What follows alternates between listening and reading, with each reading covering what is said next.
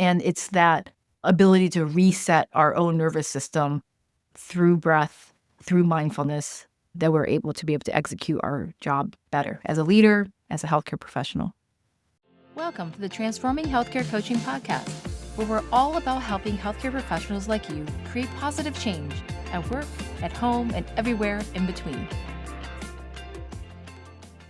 Hi, everyone. Welcome to this week's Transforming Healthcare Coaching Podcast. And this week, Jillian is going to interview me, so I get to relax a little bit. And we're going to talk a bit about resting and relaxing. So I'll let Jillian take it away. So our podcast today is all about resting as a leader. And the first question I would like to ask you, and given you have had a very progressive and established career as a physician, and I know you also do lots with academics, so your schedule is always really full. And I want to pose the first question to you, and it's, is it possible to rest as a leader? The answer resoundingly is yes. You actually have to plan it a little bit and make sure that you have the white space to be able to rest. I also will say that resting is really important. And I learned this in the pandemic because obviously the pandemic was very intense as a critical care physician.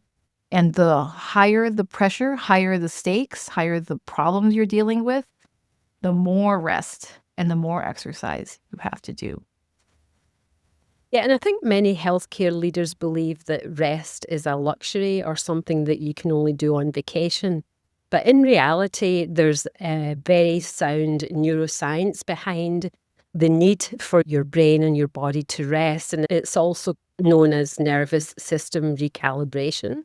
So we want to shift out of our chronic fight or flight into states that support clear-headedness and calm and being in the present moment. So what are your thoughts around rest being more of a neuroscience and a nervous system recalibration? Yeah, I would totally agree with you. I think when we think about really high stakes emergencies, as a critical care physician and emergency physician, we often have to become very meta aware. And as things are more chaotic, the more calm we get inside. And so that does take a lot of mental rehearsal and practice, but probably more importantly, the ability to find what anchors you. So we do know that breathing helps center many people and also be able to get greater focus. People are surprised with the mindfulness-based stress reduction program, the MBSR. I still remember going through that course many years ago with a surgeon, and they're like, this is amazing because it makes me be much more thoughtful and intentional when I then go to operate. And where she practiced mindfulness meditation was just in the scrubbing, when you wash your hands before you go into the operating theater. And so people don't talk about this enough, probably the fact that quieting our brain so that we can be simply more focused is probably one of the more important things that we can all do in this very attention distracted, terrible place for our brains in general. And if we don't pay attention to that, it's no wonder we're making errors in healthcare. And it's no wonder that we emotionally dysregulated. It's no wonder that we're exhausted by the end of the day. And it's that ability to reset our own nervous system through breath, through mindfulness, that we're able to execute our job better as a leader, as a healthcare professional. Yeah, and I love what you say about incorporating micro rest breaks into things like hand washing or scrubbing before you go into the OR, because people tell us that they have no time to build additional things into their already hectic schedule. So what you're saying about just adding these things onto something that we're already doing and we're already in the habit of, I believe helps the habit become established and helps us actually make it happen. And would you agree with that?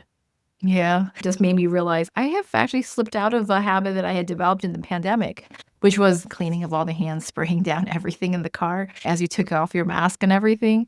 And so I always recommend in these transition points before you go into the hospital and after you exit out of your shift to take just 2 minutes and breathe. And in that, again, cleaning my environment, I still remember one of my attendings in training, clean before you start the shift. There's something about that ritual of just opening and being present and intentional And then you open with intention for that whole entire shift. And he would always clean everything. And then one day we played a trick on him and kept repositioning a particular thing he had particularly organized. But I don't recommend doing that for anyone. But I do think setting the time aside to be intentional, whether you're breathing, whether you're cleaning, is really helpful so that you can be the best version of you the way you want to show up in that moment and clear the cobwebs, right? The reality is all kinds of things annoy us. People cut us off on the highway. You tripped and fell in the morning. You're hungry. There's ways to reset that if you're intentional about it. Yeah, so you mentioned hand washing and you mentioned the surgeon that cleaned everything. Are there other ways that you think that healthcare leaders and clinicians can build these micro resets into their schedule? Yeah, I think aside from transition times, I think also with your meetings, the meetings don't have to last the full 60 minutes. I think everybody deserves to get 2 to 5 minutes back. And being a leader that does gives you the grace, ability to wrap up things, ideally you should wrap up 10 minutes early. Do 5 minutes to do all the action items for the meeting generated, and then 5 minutes to decompress, look away from your screen, get a breath of fresh air. Fortunately, in most hospitals, if you walk down a hallway, there is a place where you can get fresh air. So for some people, it's the ambulance bay. For some people, it's like the garden in the middle of the fancy suite that you're in the building. For other people, it's just the front lobby. Go out and just get a breath of fresh air and walk back up and sit back down again. Not only did you get steps in, you also got a breath of fresh air. Ending your meetings early on purpose, because I think not only will your people love you, you also get time to take care of yourself. And I'm digressing a little bit here because we're talking about rest and reset, but also it reminds me of another episode we had about cluttering your mind in your workstation. Because if you have a cluttered workstation or a cluttered workspace, that doesn't help either, because you're always thinking, it's always that extra thought about, I have to get this cleaned up or I have to organize this. So in my experience, I think that if we can get rid of clutter or make sure our workstation is as clear and as organized as possible. And I know that's hard in your position where you're moving from room to room and patient to patient. But what's your thoughts on the decluttering in terms of helping keeping your mind decluttered, I guess?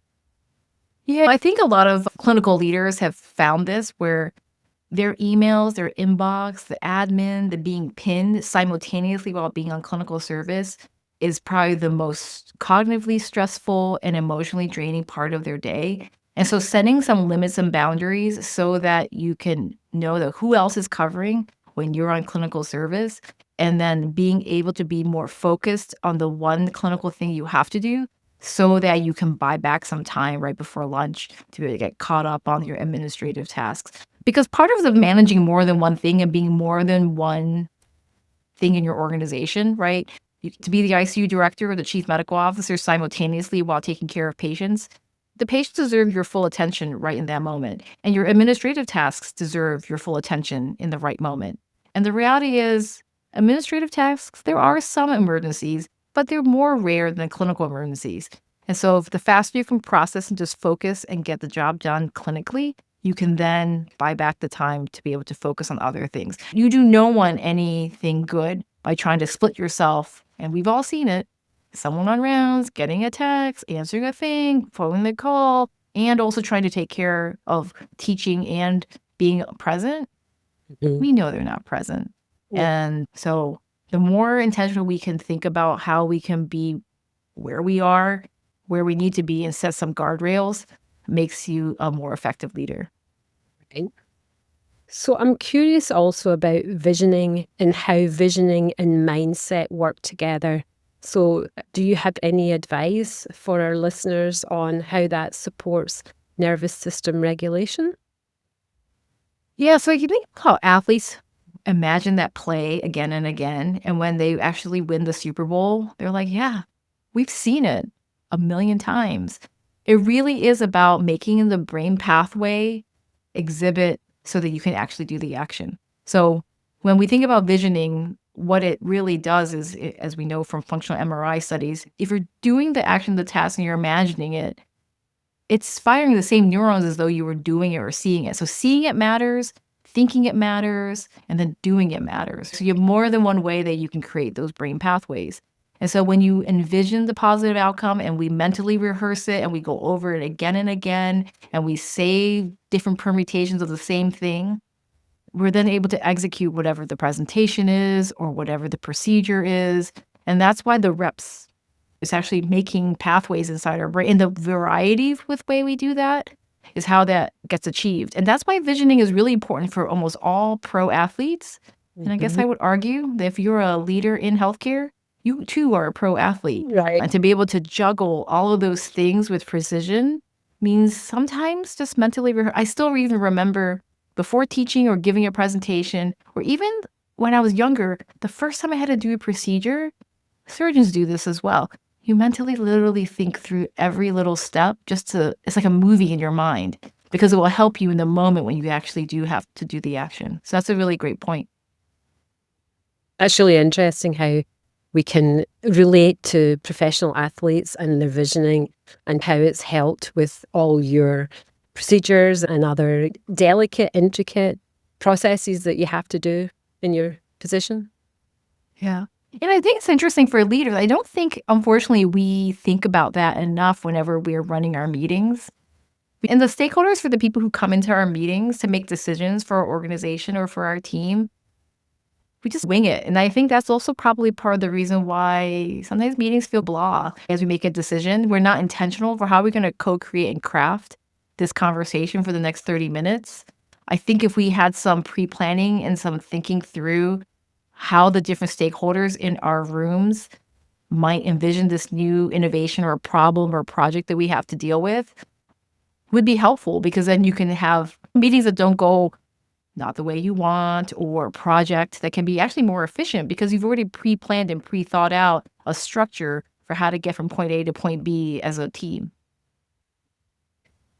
So sometimes people tell me that they get stuck in their thoughts and in their actions. So if, as a leader, we are feeling stuck and we're in a fight or flight situation, or we're feeling like we're shut down and we're not able to think clearly, what would you recommend, or how would you coach somebody through that? So I think for me, through when you're feeling stuck and you feel like you're just responding, the question I always ask my clients are, how can you lengthen that time between stimulus and a response? And everyone's a little bit different. For some people, it's going to be physical touch, like just rubbing your fingers together. For other people, it's breathing. For other people, it's prayer. For other people, it's getting out and just running, like walking, just move, just get away and just move. And so do what it takes for you to lengthen the time between stimulus and response so that you don't actually let your amygdala take over and be really emotional and angry and judgmental. Because the other person, when you're calmer, has a perspective. You just don't, in the moment, don't have a way to deal with it. And so often I feel like people are hungry and tired and emotionally distracted. And that's the reason why we snap at each other. Just because someone snaps at you doesn't mean you have to snap back. And so as long as you're always able to have that capacity, go find what that, and go test what capacity lengtheners you can find. For me, it's breath. And for me, it's like thinking about anytime I feel the emotions rising, I can feel it somewhere in my body, notice it, and then just think about, I'm like running a code. I'm running a resuscitation. How can I step back and see the whole room right now and not jump to doing, because obviously I love to do things, but how can I just pause and take a step back and see the whole mega code, see the whole room first?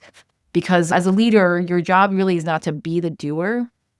Your job is to see the room and understand where people might need to be deployed or where the next chess game move might be, but it isn't to actually do the micro action, if that makes any sense. Yeah.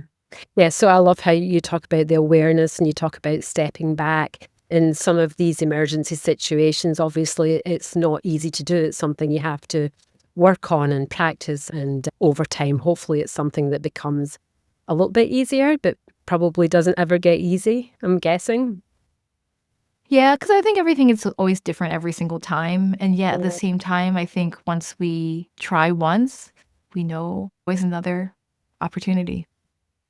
So In your opinion, so leaders who do take rest and do work on emotional regulation, how do you think that helps them show up in a position where they can lead their teams more effectively or lead their division, whatever it is for them? Yeah, I think all of us do not want to be led by someone who is emotionally fickle or emotionally intense. We need someone who's going to be able to match and be the harmonizer for very varied opinions. And so I think the more emotionally regulated a leader is, they're willing to be able to respond with empathy. It doesn't remove empathy because you still always have to have empathy for everyone on your team, including yourself. Just having the emotional regulation allows you to not jump to conclusions and make false errors. Because I think the biggest mistake is that most leaders think that they don't have an option or there isn't a solution or they judge someone too prematurely. And that means they've closed themselves off to solutions. It doesn't always feel that way. They feel like, I am right. You might be right. And how well is that working for you?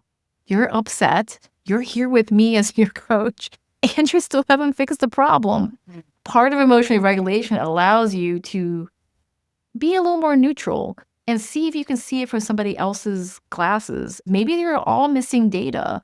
And maybe if you just got some additional data or additional resources or additional perspectives, you find a solution that can make everybody happier because we all operate in an ecosystem. There are many more people in this relationship making decisions that aren't in the room that we need to think about as we make decisions, even just for our local team. Right. And curiosity is always a good thing. We often jump to conclusions or we make assumptions or interpretations without, like you were saying, without having all of the data. So, if we don't think we know the whole situation or everybody's perspectives, then we have to be more curious and ask more questions and take it from there. Yeah, curiosity is probably the greatest superpower that any of us can have in healthcare. Oh, Just yeah. to always be like wondering, because it's pretty neat, like all of the different dynamics that we have and the ability to be able to make change and innovate and work Mhm. together. I think if we lose curiosity, then that's when the problems occur. We become too proud of being an expert in whatever field that we are, and we forget to just, appreciate the little miracles that actually happen every single day, every single shift with our Mhm. entire team. Yeah. So have some humility.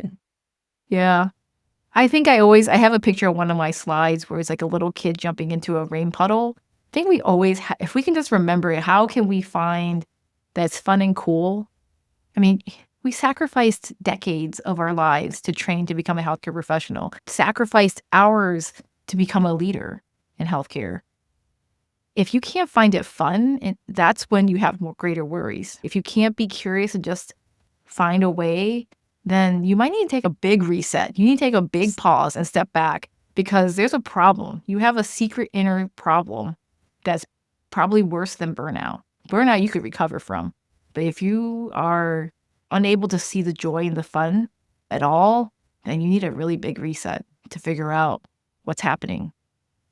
Yeah, so funny you should mention resets. So we've talked about our micro resets, which are maybe 1 to 3 minute pauses, and we try to add these onto something that we're already doing so that we don't increase the amount of things that we have to do. And then if we think about a medium reset is walking out into the parking lot or getting out into nature, having a walk and actually taking a proper break. But then also we can think about maybe a macro rest where it's taking a week out or something like that, or looking into retreats that might help to re-energize and reset who we are. So I know we have a leadership reset retreat on the schedule for January. Would you like to tell our listeners about that? Yeah, so we designed this for leaders in healthcare who are looking for clarity, accountability, and a vision plan forward for 2026. Because sometimes we recognize that as leaders, we're just doing the dog and pony show. We're just doing things because we have to. We have yet another report we have to give. We're just chasing after whatever next big picture innovation, expansion, accreditation, all kinds of things that happening in our organizations, on our teams. sometimes we're just running and we're not stepping back to see, how is my career and life aligned? How is my health, my mental capacity, my dreams? How are my problems that I perceive in the workplace? Is my strategy working for me? Is my whole entire life? That takes a little bit bigger kind of time to really sit and think through things. As coming to this business world, I'm starting to realize now how routine and common it is to do strategic planning.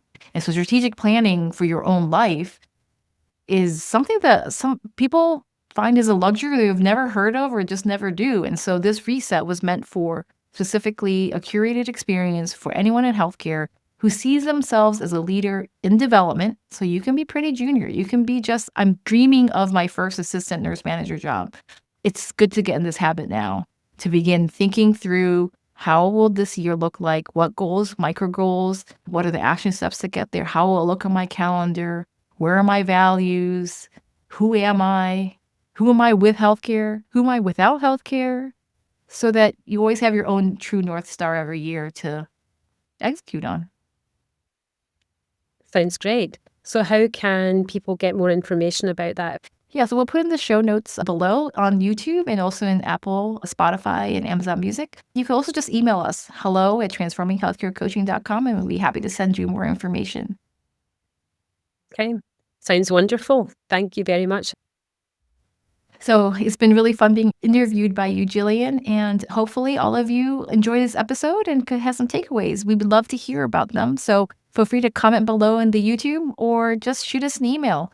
And again, we will do whatever topics you'd be curious about. So just email us at podcast@transforminghealthcarecoaching.com and give us questions, problems. We'll tackle them here on the episodes. Yeah. We'll see you next time. Thank you. Bye. Thanks so much for listening. If you found value in today's episode, please subscribe and share with a colleague who would benefit. Together, we can transform healthcare one person at a time. Find us anywhere you find your podcasts. Ready to take your healthcare leadership journey to the next level? Book a discovery call, free, at transforminghealthcarecoaching.com to explore our personalized coaching packages designed specifically for healthcare professionals like you.